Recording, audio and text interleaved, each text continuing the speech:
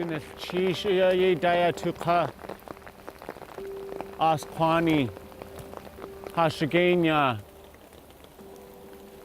Gunalche ha'inchinas tikwan hashigun Gunalche ya. We try to get the roots in a place where there aren't any rocks or grass. Under the moss is really the best roots because they're more protected.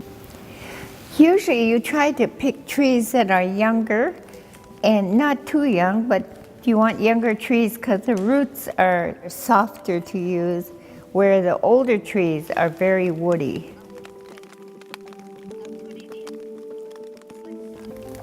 If we look over to this tree here, that's starting to get a little too big. Okay. So that was the first thing that caught my eye, is in this stand of trees right here, there are a lot of smaller ones. And when I say smaller, they're 8 to 10 inches diameter. Right. And as we were walking out here, I heard Delores talking about like the sponginess of the ground, and when you have that, I guess that texture or sensation in the ground, that's probably a good spot to start digging. So, let's see here. Oh yeah, look at that. Just the size I want too, which is less than the diameter of a pencil. That's kind of how I started learning how to gauge what size of roots I wanted. Was the size of a pencil is too thick of a diameter. Right. So this is a good size here, and maybe even a little bigger. This one's smaller. This is still a good size too. But as it gets into this size here, that's too big. And I mean, as I'm unearthing more here, there are more good roots. Like if I wanted to, I could follow this root in whichever direction that goes.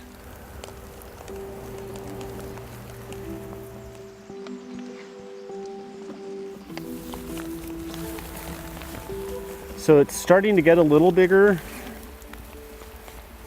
I don't know if you can tell. Like the diameter changed at some point, which is probably right about in this area. So I'm still gonna dig, but I'll probably end up, as I'm splitting the root, probably cut it off here. And then I coil it. And after I coil it, I cinch it in the middle.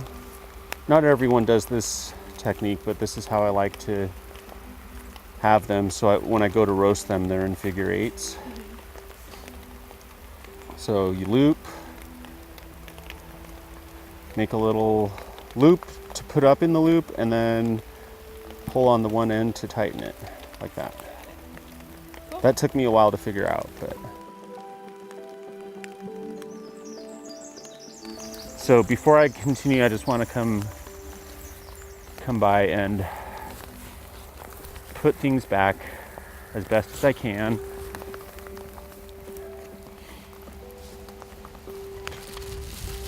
We'll try this big one.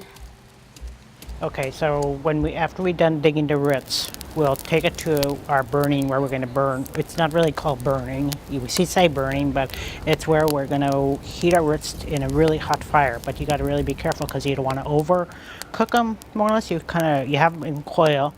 And then you're just going to be flipping you have a stick with you, keep flipping it over till you have it just enough to get hot enough, and then you go over to, you usually have a stick right in the ground, it's called Ina.